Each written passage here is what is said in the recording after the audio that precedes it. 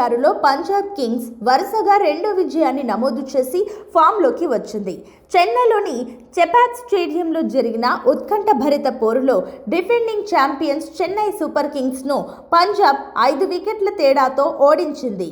అయితే ఈ గెలుపు సంబరాల్లో ఉన్న కెప్టెన్ శ్రేయాస్ అయ్యర్కు ఐపీఎల్ గవర్నింగ్ కౌన్సిల్ భారీ షాక్ ఇచ్చింది.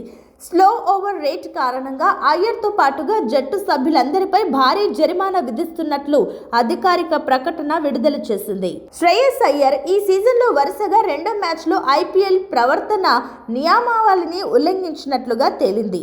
అంతకుముందు గుజరాత్ టైటన్స్తో జరిగిన మ్యాచ్లో కూడా పంజాబ్ జట్టు నిర్ణీత సమయంలో ఓవర్లను పూర్తి చేయలేకపోయింది.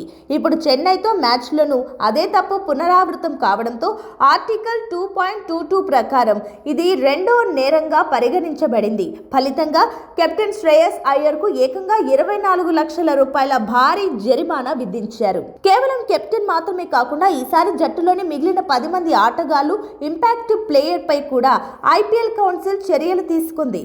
నిబంధనల ప్రకారం ప్లేయింగ్ 11లోని ప్రతి ఆటగాడికి 6 లక్షల రూపాయలు లేదా వారి మ్యాచ్ ఫీజులో 25% ఏది తక్కువైతే అది జరిమానాగా చెల్లించాల్సి ఉంటుంది. ఒకే సీజన్లో వరుసగా ఇలాంటి తప్పులు చేయడం పంజాబ్ కింగ్స్ మేనేజ్మెంట్ను ఆందోళనకు గురి చేస్తోంది.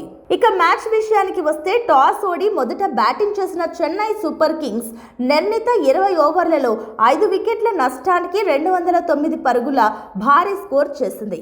చెన్నై యంగ్ సెషన్స్ ఆయుష్ మాత్రి కేవలం 43 బంతుల్లో 73 పరుగులతో చెలరేగిపోయాడు. ఇక అతనికి తోడుగా కెప్టెన్ రుతురాజ్ గైక్వాడ్ 28 పరుగులు, శివం దుబే అజేయంగా 45 పరుగులు చేయడంతో చెన్నై పటిష్ట స్థితిలో నిలిచింది. సర్ఫరాజ్ ఖాన్ కేవలం 12 బంతుల్లోనే 32 పరుగులు చేసి స్కోర్ బోర్డును పరిగెత్తించారు. 210 పరుగుల భారీ లక్ష్యంతో బరిలోకి దిగిన పంజాబ్ కింగ్స్ ఏమాత్రం తడబడలేదు. కెప్టెన్ శ్రేయస్ అయ్యర్ ముందుండి జట్టును నడిపించాడు. కేవలం 29 బంతుల్లోనే 50 పరుగులు చేసి చేజింగ్లో కీలక పాత్ర పోషించాడు.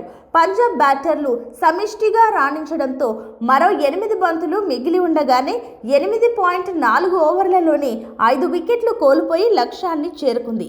చేపాక్ లాంటి స్టేడియంలో చెన్నైని వారి సొంత గడ్డపైనే ఓడించడం పంజాబ్ ఆత్మవిశ్వాసాన్ని రెట్టింపు చేసింది.